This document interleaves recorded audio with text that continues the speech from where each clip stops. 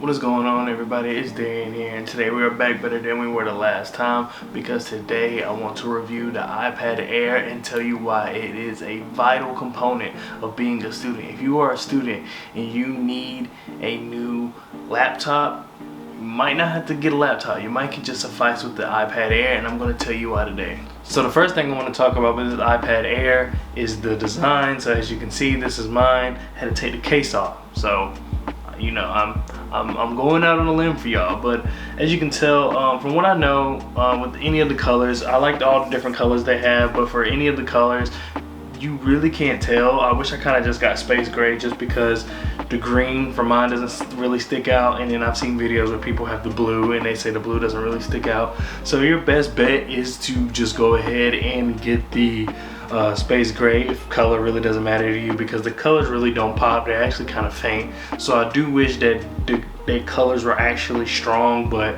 I mean, that's a small flaw in something like this. And plus, when you have a case on it, most of the time you can't see the color anyway.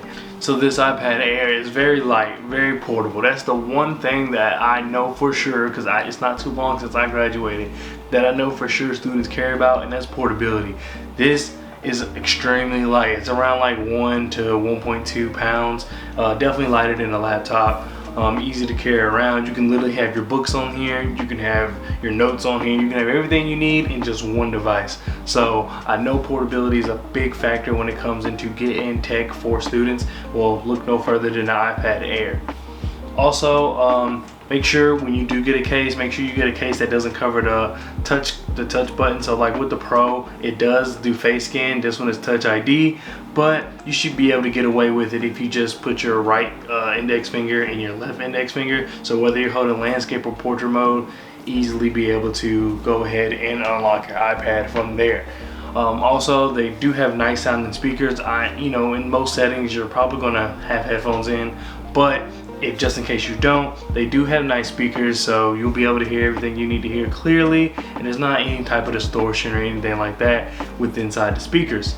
While the iPad Pro screen is much bigger, the iPad Air 4 definitely has enough screen real estate in order for you to be able to handle anything you need to handle, as such as going through PowerPoint slides or going through notes or your drawings even in classes. So I wouldn't really too much worry about needing a bigger screen unless that's just you. This is definitely something that's subjective, so if you would like a bigger screen, then by all means get the iPad Pro. But like I said, if you're just trying to save money where you can, look no further than here, just because I feel like the 10.9 liquid retina display is plenty of screen real estate in order for you to get anything you need to do done. I would also like to mention that it has a front facing camera and a camera on the back. So if you're someone that likes to FaceTime, you have the camera in the front. If you need to take a quick picture of some documents, you have the camera in the back. I'm not saying the cameras are the absolute best, but they're definitely good enough for an iPad, because I'm pretty sure you're not going to go around and take a picture of the landscape with the iPad. Even though it is good enough to do that, like I said, I just don't think that's what people are going to go do. So if you just need a quick camera here and there while you're in class or anything like that while you're on campus, then this has you covered. I know we've talked a lot about design, but I definitely want to talk about the USB-C. They got rid of the Thunderbolt port, so therefore USB-C is becoming a wave, and everybody loves USB-C because it's something that's actually universal, and more manufacturers are actually using USB-C. So therefore you can kind of use one charger to do it all. So if you have a newer MacBook, it's probably going to be USB-C, so you can use your MacBook charger to charge your iPad just in case you lose your iPad. But if the iPad is your main machine, you can also attach SD card readers or anything like that. For, let's just say you're someone that also edits pictures as well, then you can go ahead and put a USB-C SD card reader in there, or even a SSD hard drive that's USB-C, and plug it into your iPad as well, and just have an extra backup for the files that you do have on your iPad that you may want to move to your hard drive. It makes this a very versatile machine. That's why USB-C is so important. I just wish more and more people would use it. I feel like Apple's going in that direction. We'll see with these new iPhone 13s, or I think they're skipping 13. I don't know. But we'll see what they do with USB-C going forward, because USB-C just makes everything so much easier. You don't have to have as many cords. And I know one thing that a lot of people worry about when using an iPad is that they don't want a bunch of things attached to it. They kind of want it as minimal as possible, and that's what this USB port does. It allows it to be very minimal. You can just have your keyboard and just have your Apple Pen and be on your way. As we dig deeper, let's actually go inside the iPad and talk about what is lying there. So this iPad has the A14 Bionic chip. That is the same chipset that the iPhone 12 uses. So basically I'm saying this is future proof. You should be able to use this for at least the next 3 to 4 years with this being your main machine.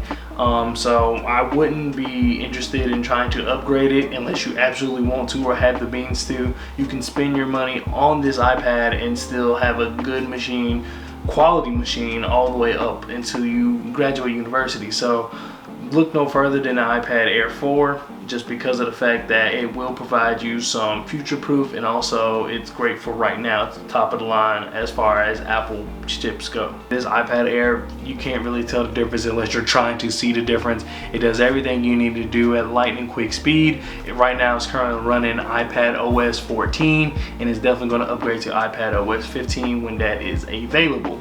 A key reason this iPad can be your main machine is also multitasking. I've only tried to use 2. I don't know, I'll add some B-roll here if I can get away with 3, but I've only tried to use 2 apps at one time and it does it seamlessly. There are no problems. It's easy to do, it's easy to get rid of once you're done using both, almost like a dual screen. So that's one thing that will really help you be able to be more comfortable with using an iPad as your main machine. Is just that you are able to multitask at such a high level and it's very efficient, so it's not like you have to go out of your way in order to make this happen.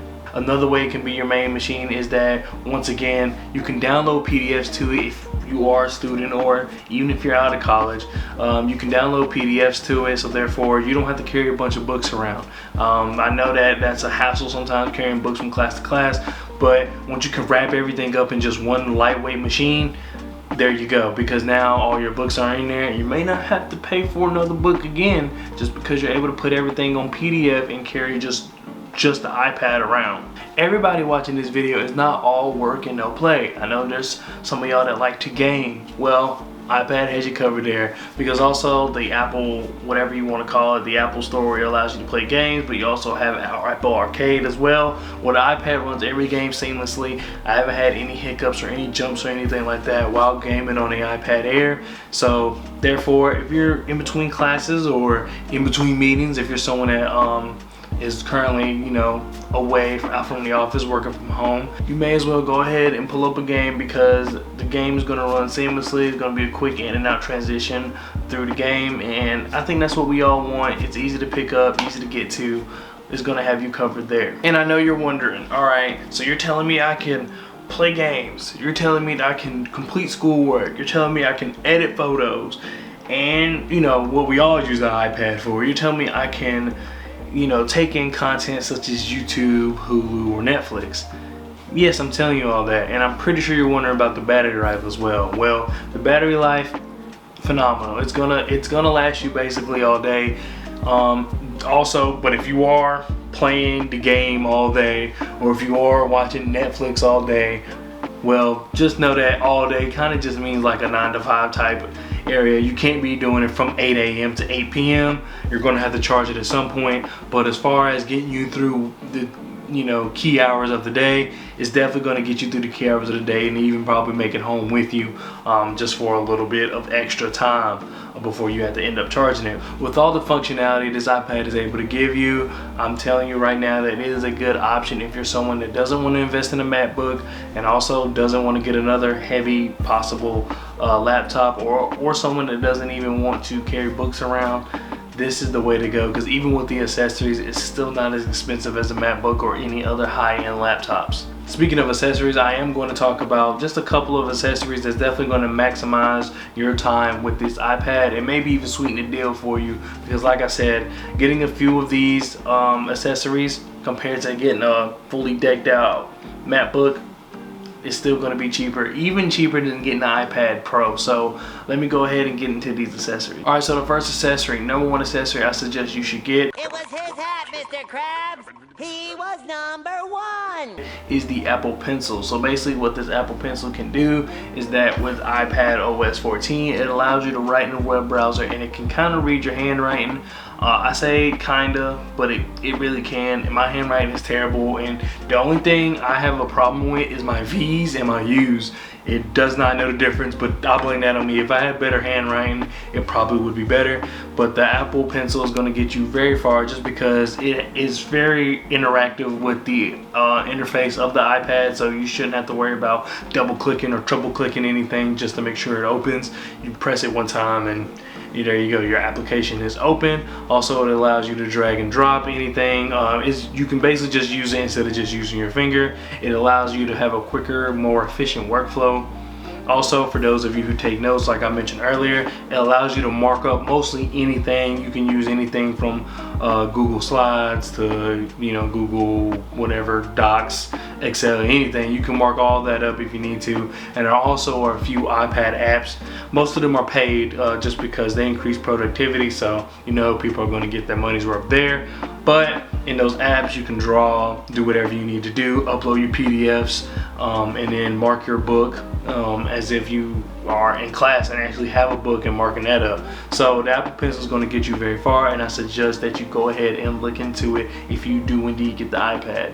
The next accessory I think you should get is the Folio Touch. It runs you about $159 plus tax, but it's, like I said, it's part case, part keyboard as well, so therefore you're able to type up any document that you need to type up, but at the same time you're also able to use it as a stand to watch content. You're also able to use it as a stand like it's a laptop, and with the Magic Keyboard being $300 and not really acting as a case, I don't know how much further you need to look into Folio Touch. It's definitely something I would recommend. It's definitely next up on my purchase list as far as my iPad goes, because I'm feeling more and more like I need it when I don't want to carry my laptop around. It's the perfect, combination I think I've seen for something that the iPad supports. So it's going to do wonders if you get it, because like I said, it's going to act as a mini laptop and it can act as a case as well. The last accessory I think that you need with this are any type of Bluetooth speakers.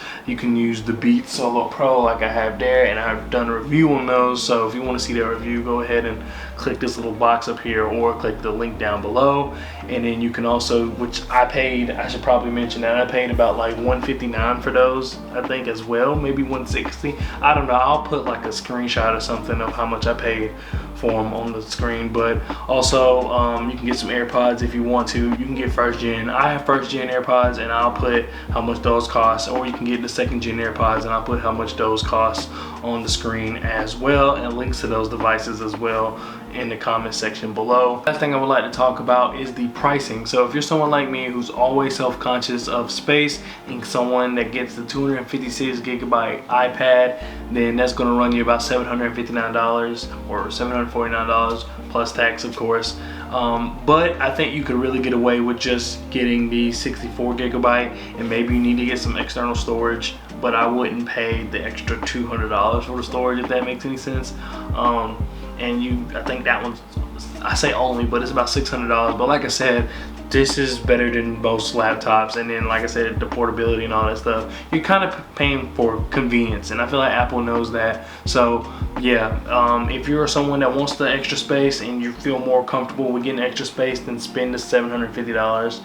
But I really think you only need the 640. Well, 64. I've only used about 30 gigs and I've had it since November, maybe even October, I don't remember, but I've had it for a while, and I've only used about 30 gigs, and I have some storage eating maps on there, such as games and whatnot. So 64 should be enough. But I think that should do it for the video. Thank you so much for watching. If you have any questions about the iPad or anything else I talked about, please let me know down in the comment section below. If you made it this far, go ahead and hit that like button, and make sure you subscribe if you are new. I just passed 100, so thank you so much for all of you who helped me get this far. Never thought I'd make it to 100 subscribers, and I'm about to have a video that hits 1,000 views, which is actually my Beats Solo Pro video I was talking about earlier. So thank you so much for getting me this far. Like I said, if you are new and like the content, make sure you subscribe. And if you like the video, make sure you go ahead and hit that like button. And if there's anything else you want me to review or clear up or anything like that, please let me know down in the comment section below, because I respond to everybody. So once again, thank you so much. It's been Darian, and I'll see you next time. Peace.